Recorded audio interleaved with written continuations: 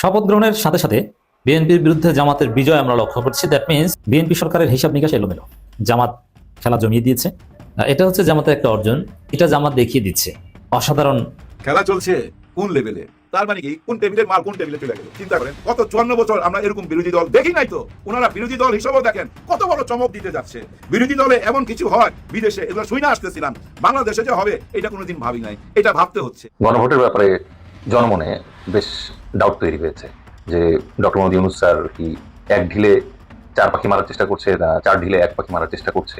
Doctor Mohammad ইউনূসের একটি সিদ্ধান্ত বা তার একটি কর্ম যেটি আমি আনন্দ পেয়েছি, এই জন্য আমি ডক্টর মোহাম্মদ ইউনূসকে এবং তার সরকারকে ধন্যবাদ দিতে চাই। তার কারণ হলো এই প্রথম 100 বছর ইতিহাসে শুয়োরের বাচ্চারা বাংলাদেশে 54 বছর ধরে ভারতীয় আগ্রাসনের বিরুদ্ধে তোরা কি অবস্থান নিছ? এক একটা শুয়োরের বাচ্চা মুখ দিয়া বলবে বাংলাদেশে ইসলাম চাই, বাংলাদেশে জাতীয়তাবাদ চাই। এই শুয়োরের বাচ্চাগুলাই রাতের অন্ধকারে গিয়া ওই ইস্কনের মধ্যে গিয়া বৈশা বৈশা চারুটি খায়। উপদেষ্টা ডক্টর খলিলুর রহমান কি করে তারেক রহমানের পররাষ্ট্রমন্ত্রী হলেন, এই প্রশ্ন ছুড়ে দিয়েছেন জামাতের আমির ডাক্তার শফিকুর রহমান। জামাত আমিরকে ব্ল্যাকমেইল করা হয়েছিল। আমরা নির্বাচনের দিন সন্ধ্যা 7টা সাড়ে 7টা পর্যন্ত এক ধরনের ফলাফল পাচ্ছিলাম। হঠাৎ করে কি যেন হলো, মনে হলো যে পৃথিবী একেবারে থমকে গেছে, আকাশ বাতাস সবকিছু স্তব্ধ হয়ে গেছে। এরপরে রাত 10টার দিকে গিয়ে আবার সচল শুরু হলো। এই সচল যখন শুরু হলো তখন একের পর এক শুধু বিএনপি বিএনপি আর বিএনপি। তার আগে আমরা দেখেছি প্রায় সমস্ত জায়গায় একরকম চিত্র, আর এরপরে গিয়ে মিডিয়া সম্পূর্ণ তার উল্টো চিত্র দেখানো শুরু করলো। এরপরে তো একের পর এক বিভিন্ন ধরনের ভিডিও ফুটেজগুলো আমাদের সামনে এসেছে, তারপরে তথ্য প্রমাণগুলো আমাদের সামনে এসেছে। আর আজ খোদ জামাত আমির তিনি ফাঁস করে দিলেন, তাকে যে ব্ল্যাকমেইল করা হয়েছিল, কেন তিনি ওই ফলাফল মেনে নিলেন এবং সেখানে জামাতের অবস্থান কি ছিল পরিষ্কার হয়ে গেছে। তাহলে আমরা আসেন বিষয়টা একটু খুলে আলাপ করার চেষ্টা করি কি হয়েছে। আজকে আমেরিকা প্রবাসী বাংলাদেশি সাংবাদিক ইলিয়াস হোসেন তার ফেসবুক ওয়ালে তিনি একটি পোস্ট দিয়েছেন, ফটোকার্ড দিয়েছেন। সেই ফটোকার্ডের যে ভাষা, তাতে আমাদের কাছে এটি প্রতীয়মান হচ্ছে, অর্থাৎ ওই কার্ডের ভাষা অনুযায়ী জামাত আমির তাকে ফোন করে বলেছেন, ইলিয়াস মনে কষ্ট নিও না। আমাকে গোয়েন্দা সংস্থার পক্ষ থেকে ফোন করে জানানো হলো, আপনি যদি এটা মেনে না নেন তাহলে দেশ গৃহযুদ্ধের দিকে চলে যাচ্ছে। আওয়ামী লীগ এবং বিএনপি একত্রিত হয়ে আপনাদেরকে এইভাবে একেবারে সমূলে ধ্বংস করে ফেলবে এবং ডিপ স্টেটের কেউ মেনে নিতে চাচ্ছে না। ফলাফল তো যা হবার সেটা আপনি বুঝতেই পারছেন, হয়ে গেছে, আপনারা ক্ষমতায় চলে এসেছেন। কিন্তু এই অবস্থায় এখন যদি আপনারা এইটা ছেড়ে না দেন তাহলে দেশের এই পরিস্থিতি হবে। বলেন, এমতো অবস্থায় আপনাদের কাছে আমার প্রশ্ন, আমি আপনি হলে কি করতাম? বা জামাত আমিরকে যে কথাটি বলা হলো, জামাত আমির তখন তিনি অন্য কোনো চিন্তা করেন নাই, তিনি ক্ষমতার চিন্তা করেন নাই, তিনি দেশের মানুষের কথা চিন্তা করে যে এই সবেমাত্র কয়েকদিন আগে একটা রক্তাক্ত বিপ্লবের মধ্য দিয়ে আমরা যে জায়গায় এসে দাঁড়িয়েছি, আমাদের হাজার হাজার পঙ্গুত্ব বরণ করেছে, আমাদের কয়েক হাজার সন্তান জীবন দিয়েছে। এখন যদি এই ক্ষমতার কারণে, গদির কারণে আমি আমার সন্তানদেরকে, সন্তান তুল্য আমার এই ছেলে মেয়েদেরকে আবার যদি মৃত্যুর দিকে ঠেলে দেই, তাহলে এটি দরকার নেই, আমার ক্ষমতা দরকার নেই। আমি এই বিষয়টি, আপনারা আমার ভিডিও আগে যারা দেখেছেন, আগের ভিডিওটি, আমি সেখানে এই কথাটি বলেছি যে জামাত আমির যে সাংবাদিক সম্মেলন করলেন রাত 9টা 10টার দিকে, এই সাংবাদিক সম্মেলনে তার যে মুখাবয়ব ছিল এটি খুব বেশি স্বাভাবিক ছিল না। উদ্বেগ, উৎকণ্ঠা এবং ভয়ের একটা চিহ্ন তার মুখের ভিতরে আমরা দেখতে পেয়েছি। তখনই আমাদের কাছে মনে হচ্ছিল যে সামথিং রং, কোনো কিছু হয়েছে, নিশ্চয় এর পিছনে কোনো ঘটনা ঘটেছে, না হলে এমনটি হবার কথা নয়। তিনি একেবারে কোনো কথা না বলে মেনে নিলেন, নীরবে মেনে নিলেন। এমনকি বিরোধী দল হলে কমপক্ষে তো একটু আস্ফালন করে, একটু হুঙ্কার হুম্বি তম্বি এগুলো করে, তিনি তাও করলেন না, এইভাবে একেবারে নীরবে মেনে নিলেন। তার মানে অবশ্যই এখানে কোনো কিছু ঘটেছে, সেটি আজকে প্রমাণিত হলো। তিনি বলেছেন, আমরা আসলে এগুলো তো চাপা থাকে না, কারণ বাংলাদেশের মানুষ আমরা দেখেছি এই নির্বাচনের আগে জামাত ইসলামকে যেভাবে গ্রহণ করেছে, মানুষ ট্রেনে, লঞ্চে, স্টিমারে ট্রেনের ছাদে করে বাড়ি গেছে, আর দাঁড়িপাল্লার স্লোগান দিতে দিতে বাড়ি গেছে, মিছিল করতে করতে বাড়ি গেছে। শোবিজের তারকা থেকে শুরু করে, টিকটকার থেকে শুরু করে, যারা পোশাক পরতে চায় না, পোশাক পরা পোশাক না পরা প্রত্যেকেই জামাতের পক্ষে তারা উঠে পড়ে লেগেছিল। তারা একটা ব্যবস্থাকে, একটা সিস্টেমকে, দীর্ঘদিন ধরে চলে আসা একটা সিস্টেমকে ভেঙে চুরে নতুন একটা বাংলাদেশ গড়ার জন্য তারা জামাতকে বেছে দিয়েছিল। এছাড়া তাদের আর হাতে কোনো অপশন ছিল না। সেই মানুষের আশা আকাঙ্ক্ষা এইভাবে কেড়ে নেওয়া হয়েছে ব্ল্যাকমেইল করে। এখন এখানে আমাদের একটু কষ্ট হতে পারে, একটু রাগ হতে পারে যে কেন জামাত আমির এই কাজটি করলেন। তিনি ডাক দিতেন, তিনি বলতেন, আমরা ঝাঁপিয়ে পড়তাম, আবার প্রয়োজনে রক্ত দিতাম।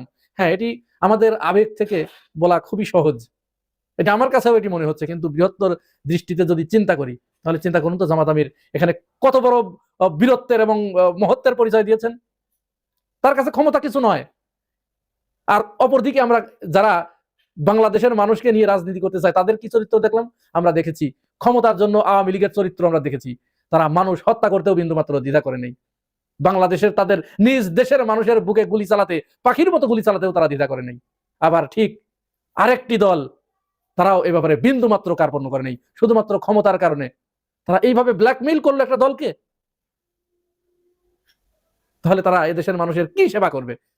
শুরু থেকেই তো আমরা দেখতে পাচ্ছি একের পর এক বিভিন্ন জায়গা থেকে চাঁদাবাজির নতুন সংজ্ঞা, ভাষা নিয়ে একটা শয়তানি শুরু করেছে প্রথম আলো গং। ঢাকা বিশ্ববিদ্যালয়ের এক ডাক্তার, কি নাম যেন, তরিক মঞ্জুর, তাকে আর তরিক মঞ্জুর বলে ডাকা যাবে না, তার নাম হচ্ছে তরিক মানে পথ, আর মঞ্জুর মানে অনুমোদিত। তাহলে তাকে অনুমোদিত পথ এই নামে আমরা ডাকবো, তাকে আর তরিক মঞ্জুর বলে আপনারা কেউ ডাকবেন না। এই কাজটি করেছে প্রথম আলো। প্রথম আলোকে মতিউর রহমান, মতিউর শব্দের বাংলা হচ্ছে আজ্ঞাবহ। তাহলে এই অনুমোদিত পথ আর আজ্ঞাবহরা এই ইনকিলাব, জিন্দাবাদ, আজাদি, এই শব্দগুলো তাদের বুকে কাঁপন ধরিয়ে দিয়েছে। এই শব্দগুলো নিয়ে তাদের ব্যাপক ভয় তো হওয়ারই কথা, কারণ এই শব্দগুলোর এত ওজন, এত ভার, যে এর ভার সইতে না পেরে তাদের যে আদি গুরু মাতা পালিয়ে চলে গেছে তার উৎস মূলে। এখন যারা তার চেলাপেলা আছে, এই প্রথম আলো গংরা, এই প্রথম আলো গংরা তো বুঝতে পেরেছে যে এই শব্দগুলো যেভাবে বাংলাদেশে চর্চিত হচ্ছে, এইভাবে চর্চিত হতে থাকলে তাদের যে শয়তানির যে আখড়া, এই আখড়া আর বেশি দিন টিকে থাকবে না। এদেশের মানুষ তাদের শয়তানির আখড়াটা ধরে ফেলেছে, যার কারণে এখন তারা ওই ভয় থেকে, ওই আশঙ্কা থেকে এখন এই শব্দগুলোর পিছনে লেগেছে যে এই জাতীয় শব্দগুলো বলা যাবে না। এদের সাথে গা মিলিয়ে বিএনপির একজন মন্ত্রীও, নাম বললাম না আমি সঙ্গত কারণেই, তিনিও ভয়ে প্রকম্পিত হয়ে গেছেন যে এই শব্দগুলো বাংলা ভাষার জন্য অশনি সংকেত, বা তার ভাষায় আরো কঠিন করে বলেছেন, আমি আর অত কঠিন করে বললাম না। একদিকে শব্দের ভয় পাচ্ছেন, অন্যদিকে একটা রাজনৈতিক দলকে ব্ল্যাকমেইল করে বাংলাদেশের মানুষ যাদেরকে মনোনীত করেছে, যাদেরকে নির্বাচিত করেছে, তাদেরকে ব্ল্যাকমেইল করে এই যে ক্ষমতা দখল করা। আর এইটা যে হবে, এইটা 25 নভেম্বর 2025 সালে অস্ট্রেলিয়া প্রবাসী কন্টেন্ট ক্রিয়েটর বনিয়া আমিন, যিনি সারা পৃথিবীতে ঘুরে বেড়ান, তিনি একেবারে, আমি হতবাক হয়ে গেলাম কিভাবে এত নিখুঁত ভাবে তিনি এই কথাটি বললেন। জামাতে ইসলামকে সেদিন দিল, এবার আসবে না, এরা বসবে না, এরা বসতে চাইবে না। যে গোলাম কাদের, এ হচ্ছে মহা বিশ্ব বেহায়া, নির্লজ্জ, দালাল, চাটুকার। এই সেই গোলাম কাদের, হিজড়া কাদের 2026 যে নির্বাচনের কথা বলছেন, এটা আসন বন্টনের নির্বাচন, যেটাকে আপনি অন্যভাবে বলতে পারেন নির্বাচন নয়, প্রহসন। আসন ভাগাভাগি অলরেডি ফাইনালাইজের পর্যায়ে চলে গেছে, চূড়ান্ত পর্যায়ে। জামায়াতে ইসলামকে 80 আসন অলরেডি দেওয়ার জন্য হাতে পায়ে ধরে বসে আছে 80 আসন, 80, যেটাকে ইংরেজিতে বলা 86। আর চিলড্রেন পার্টি, যেটা ন্যাশনাল চিলড্রেন পার্টি, তাদেরকে 8টা সিট এখনো পর্যন্ত কনফার্ম করে রেখেছে। আর বিএনপিও চাইছে মেজরিটি তারা পাওয়ার নিতে। তবে আবার বলে রাখছি, যিনি ক্ষমতায় আসুন, জামায়াতে ইসলাম তারা হবে ওয়াচ ডগ। এই ওয়াচ ডগ বলতে অনেকে হয়তো বুঝবে না, যে ক্ষমতার পেছনে যে মুগুর যে হাতে থাকা, এই মুগুরধারী হবে জামায়াতে ইসলাম। সুতরাং যারা আসবে 2026-এ, এটা একটা মিক্সড একটা কিছু আসবে। আর আমি আগেও বলেছিলাম জামায়াতে ইসলামকে যদি মেজরিটি দিয়েও এবার ক্ষমতায় বসানো হয়, Jamaate Islam is too smart, very smart. Jamaate ইসলামকে সেদিন দিল, এবার আসবে না, এরা বসবে না, এরা বসতে চাইবে না। বাট 2028-এ জামাতকে পায়ে ধরে সেধেই তাকে দিতে হবে। কারণ এই যে ট্রানজিশনাল পিরিয়ড, এই যে 2026 এবং 2028, এই 2 বছরের যে মাঝখানে যে ট্রানজিশন, যে সরকার আসবে, সেই সরকার তার কাঁধে কিছু কলঙ্ক, কিছু দায়ভার, কিছু ব্যর্থতা নিয়েই তারা বিদায় হবে। তারপর হবে আসল নির্বাচন। বনিয়ামিন এই কথাগুলো কবে বলেছে? 25 নভেম্বর 2025 সালে। এত নিখুঁত ভবিষ্যৎবাণী এটি করা সম্ভব নয় যদি ওই তথ্য ইনফরমেশন যদি না থেকে থাকে। ঠিক তারই পুনরাবৃত্তি আমরা দেখলাম আজ জামাত আমিরের কথার মাধ্যমে, বা ইলিয়াস হোসেনের ওই ফেসবুক পোস্টের মাধ্যমে আমরা জানলাম। এই আশঙ্কা আমরা বারবার করে আসছিলাম এবং আমরা এটি জানতাম নির্বাচনে যে পরিমাণ জালিয়াতি হয়েছে, যে পরিমাণে ভোট কারচুপি হয়েছে, এটাকে ভোট কারচুপি না, ভোট ডাকাতি। আর সেই ডাকাতির পরেও এরপরে আবার ব্ল্যাকমেইল করে ক্ষমতা। এইটা পৃথিবীর ইতিহাসে এই সরকার, এই নির্বাচন ব্যবস্থা, এই ইলেকশন কমিশন, এটা এমন কালো অধ্যায়ে লেখা থাকবে। আমি সকালের ভিডিওতে বলেছিলাম যে সারা জীবন সরকারি দলকে এই অভিশাপ তাদেরকে বয়ে বেড়াতে হবে। এই অভিশাপ তাদের জীবনেও পিছু ছাড়বে না। এক মা গত 1.5 বছর যাবৎ তার সন্তানকে খুঁজে বেড়াচ্ছে, পাওয়া যাচ্ছিল না। এর মধ্যে আবার জুলাই শহীদদের নাম, ঠিকানা সবকিছু বের করা হয়েছে, রেজিস্ট্রি করা হয়েছে, কবরের গায়ে নাম্বার দেওয়া হয়েছে। ওই মা খুঁজতে খুঁজতে আইসা দেখে যে 24 নাম্বার কবরটা তার সন্তানের। দেখেন কিভাবে কান্না করতেছে।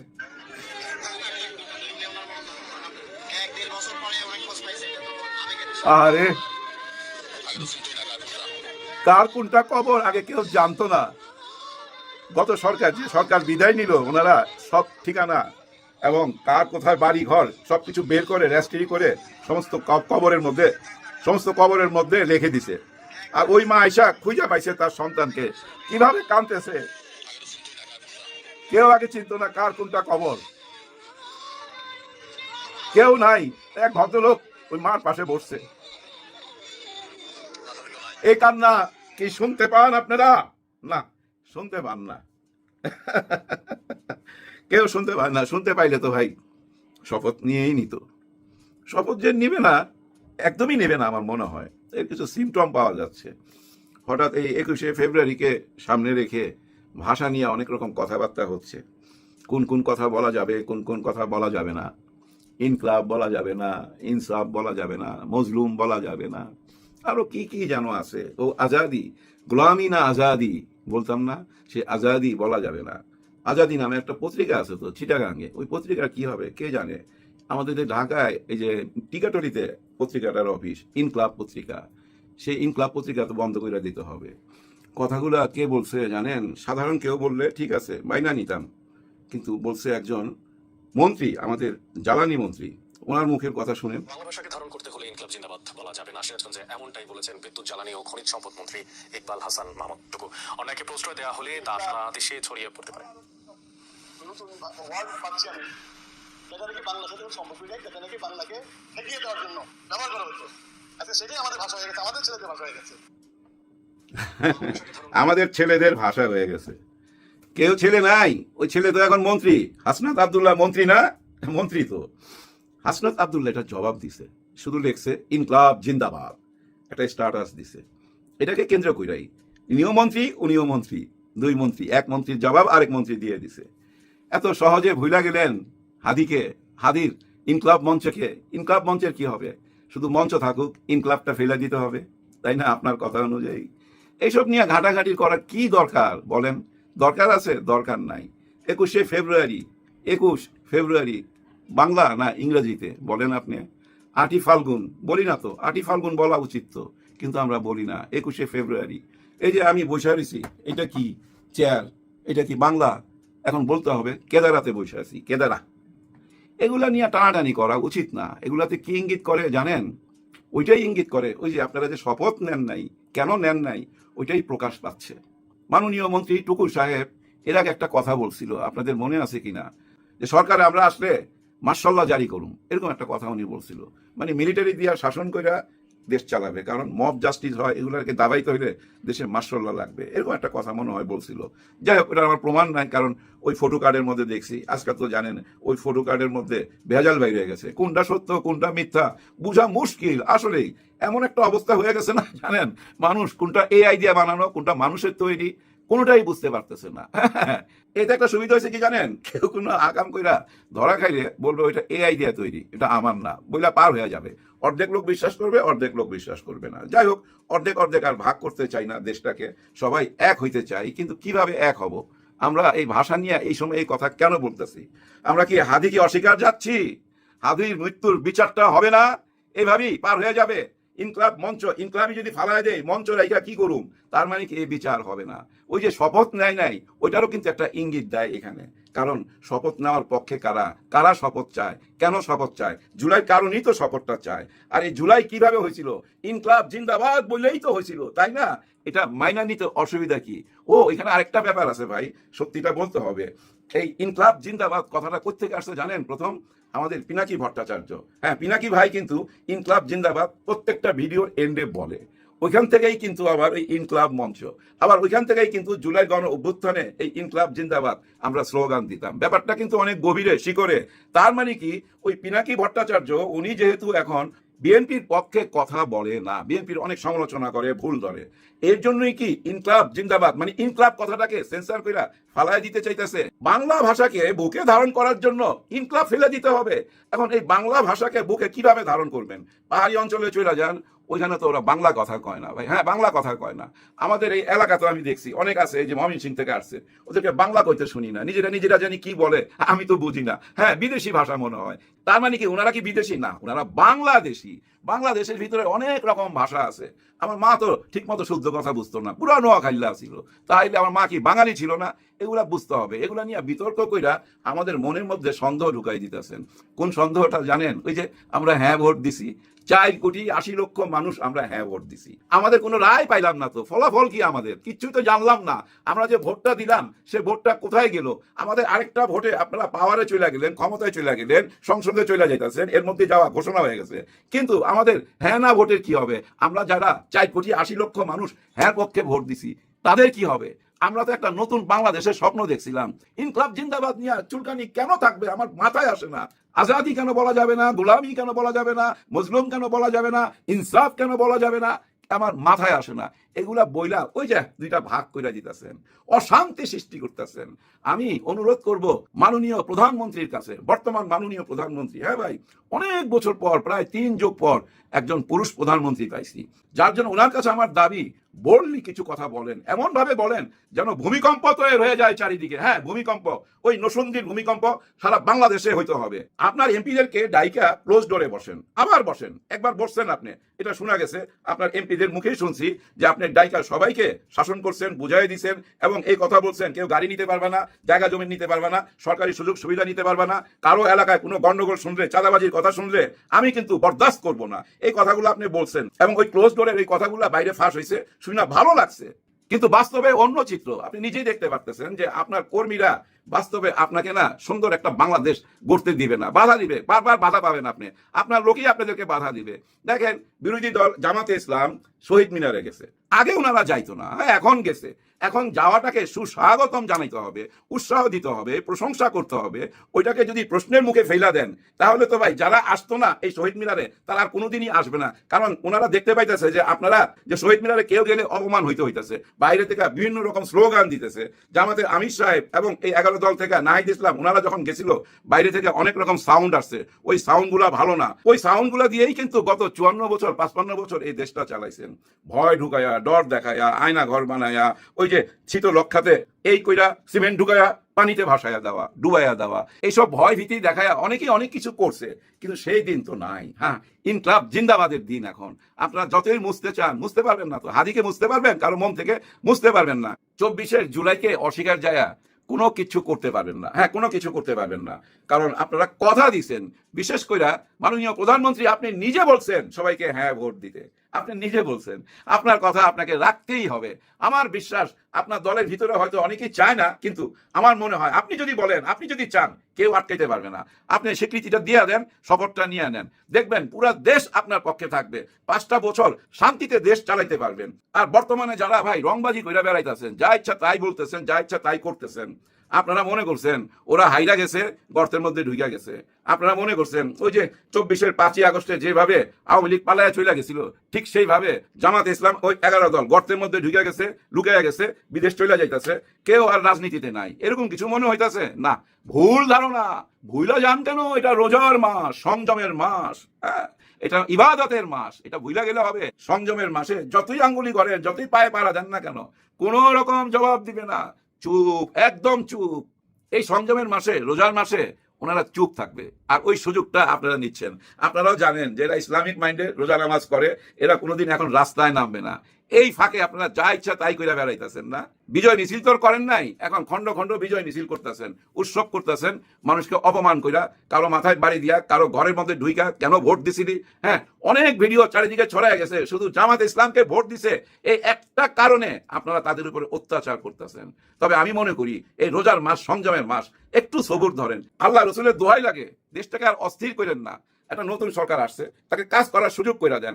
আপনারা নিজেরাই তো নিজেদের বাধা, একদম নিজেরাই নিজেদের বাধা, আপনারা নিজেরাই নিজেদেরকে ডুবাবেন। এই ধরনের কর্মী যদি মুখ বন্ধ না করেন তাহলে নিজেরাই ডুবা যাবেন। এই ধরনের মেয়েরা যদি কারো পক্ষে কথা বলে তারা ডুবা যাবে তো ভাই। এই ধরনের মেয়েরা যদি কারো বিপক্ষে কথা বলে মানুষ খুশি হবে, কারণ কি এদেরকে মানুষ পছন্দ করে না। এদের মুখ এখনই থামায় দেন, এদের কারণে আপনাদের রাজনৈতিক সম্পর্কটা আরো দূরত্ব বাড়বে। হ্যাঁ, দূরত্ব বাড়বে, এটা ঈদের পরেই দেখতে পাবেন। ওই যে আবার ওই এক কথা বলে বানাইলাম, ঈদের পরে আন্দোলন, ঈদের পরে আন্দোলন, না ওরকম কিছু না। এরা ফাও আওয়াজ দিবে না, সহ্য করবে, সহ্য করবে, একদম ঈদ পর্যন্ত সহ্য করবে। ঈদের পরে আবার ইনকলাব জিন্দাবাদ বইলা রাস্তায় নাইমা করবে। অনেক মায়ের বুক খালি হয়েছে, তো ভুলা গেলে হবে। ওই যে একটা ভিডিও দেখাইলাম, এক মা তার সন্তানকে খুঁজা পাইছে, তাও কি কবর খুঁজা পাইছে সন্তানের। 15 মাস পরে, 1.5 বছর পরে সন্তানের কবর খুঁজা পায়া হাও মাও করে কাঁদতেছে, মাটি আঁকড়াইয়া ধইরা। এগুলো অস্বীকার যাইতে পারবেন? আপনাদের বিবেকে বাধা দিবে না? নিশ্চয়ই বিবেকে বাধা দিবে। আমার বিশ্বাস, ব্যক্তিগত বিশ্বাস, ওনারা সংসদে যায়া জুলাই সনদপত্রের স্বীকৃতি দিবে। নিশ্চয়ই সংসদে সেই এসির মধ্যে সবাই দাঁড়ায়া নতুন করে আবার শপথ নিবে। এইটুকুই আশা করি। যদি এইটুক আশা পূরণ না করেন তাহলে অভিশাপ আসবে। হ্যাঁ, অভিশাপ নাই আসবে। আর কিছু বলতে চাই না। সবার জন্য সবাই দোয়া করবেন। আল্লাহ হাফেজ।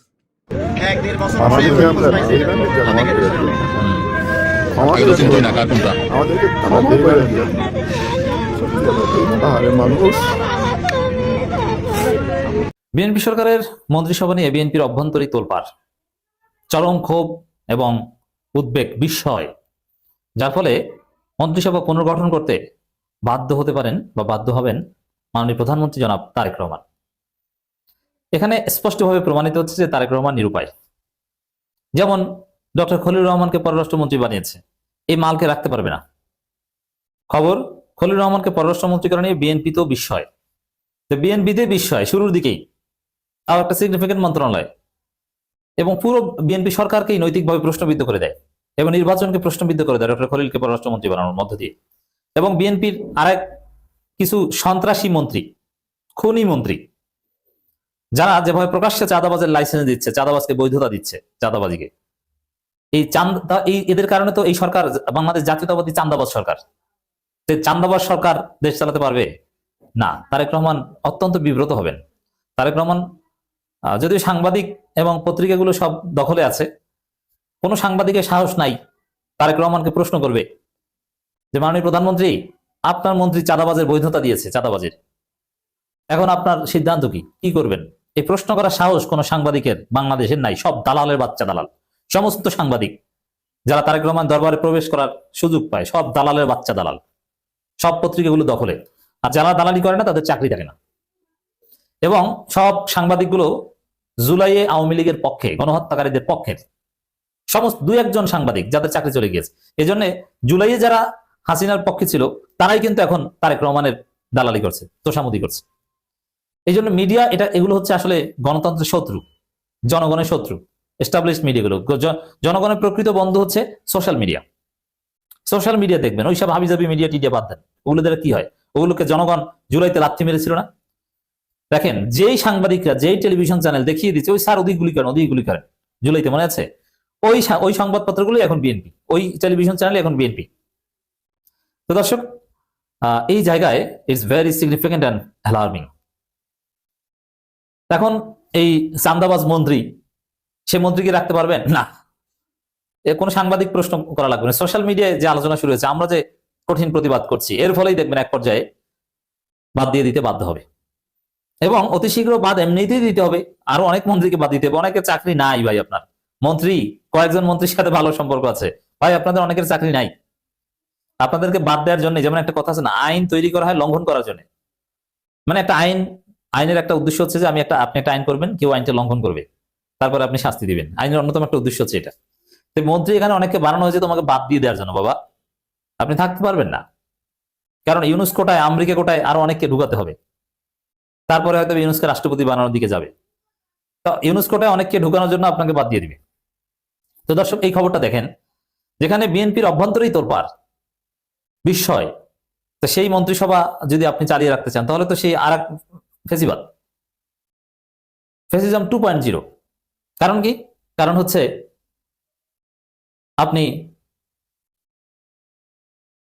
বিএনপির ভিতরেই গণতন্ত্র রাখলেন না, সেই হাসিনার মতো। দেখেন, হাসিনার পতন, আওয়ামী লীগের এই দুরবস্থা নিয়ে আওয়ামী লীগের ভিতরে অনেকে পর্যালোচনা করেন, অনেকে আমাদের সাথে শেয়ার করেন যে হাসিনার আশেপাশে কিছু লোকের কারণে আজকে অবস্থা হয়েছে। একটা সিন্ডিকেট ছিল যারা ত্যাগী নেতাদের হাসিনার কাছে যেতে দেয়নি। সাবেক ছাত্রলীগ নেতাদের হাসিনার কাছে যেতে দেওয়া হতো না। আমার ভাই সিদ্দিকী নাজমুল আলম এরা অনেকে বলেন মাঝে মাঝে যে আমাদেরকে প্রধানমন্ত্রীর কাছে অ্যাক্সেস দেওয়া হতো না।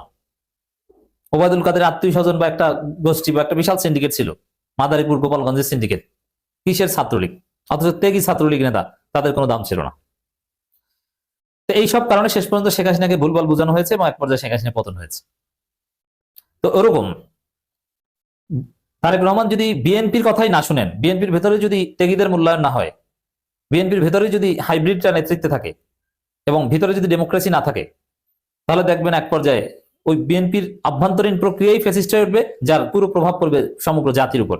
এরপর সরকার ফ্যাসিস্ট হয়ে উঠবে।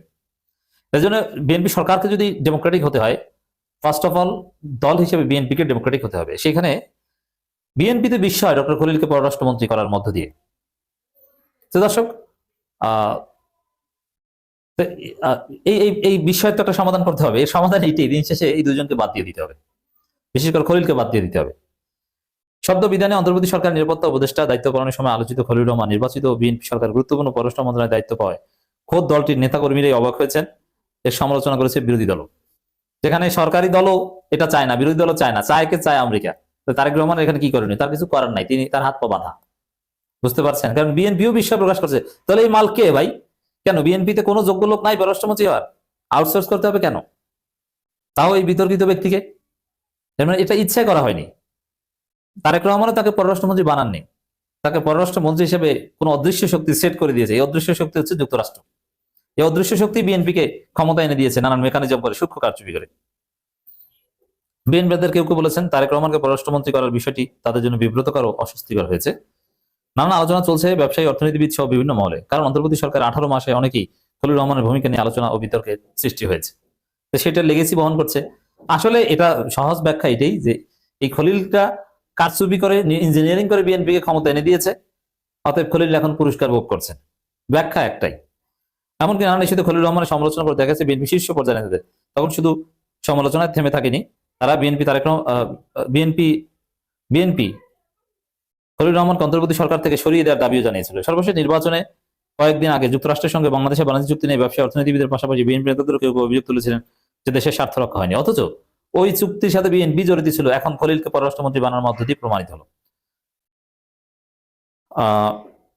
এই চুক্তি ঘিরে অন্তর্বর্তী সরকারের শেষ সময়ে বিএনপি নেতাদের অনেকে প্রকাশ্যে খলিল রহমানের সমালোচনা করেছেন। কিন্তু আলোচনার সমালোচনা থাকলেও খলিল রহমান পররাষ্ট্রমন্ত্রী হলেন তারেক রহমান নেতৃত্বাধীন রাজনৈতিক সরকারের নতুন সরকারের মন্ত্রিসভা, এটি বড় ব্যতিক্রম। প্রশ্ন হচ্ছে বিএনপি কেন তাকে এটি গুরুত্বপূর্ণ মন্ত্রণালয়ের দায়িত্ব দিল? খলিল রহমান নিজেও এমন প্রশ্ন মুখ্যমন্ত্রী জবাবে তিনি বলেছেন বিএনপি মন্ত্রিসভায় তিনি জোর করে যাননি, তিনি কেউই জোর করে যেতে পারেন না। এর রহস্য একটাই, আপনি যতই বিবিসি রিপোর্ট করুক আর পয়েন্ট বাই পয়েন্ট বিবিসি খুঁজুক, বিএনপি নেতাকর্মীরা অবাক, জাতি অবাক, সবাই হতভম্ব। এর তাৎপর্য একটাই, সেই যুক্তরাষ্ট্র থেকে ওহি এসেছে, যে যুক্তরাষ্ট্র ভারত নেক্সাস বিএনপি ক্ষমতা এনে দিয়েছে, তাদের নির্দেশেই ডক্টর খলিল পররাষ্ট্রমন্ত্রী হয়েছেন। তারেক রহমান এখানে নিরুপায়।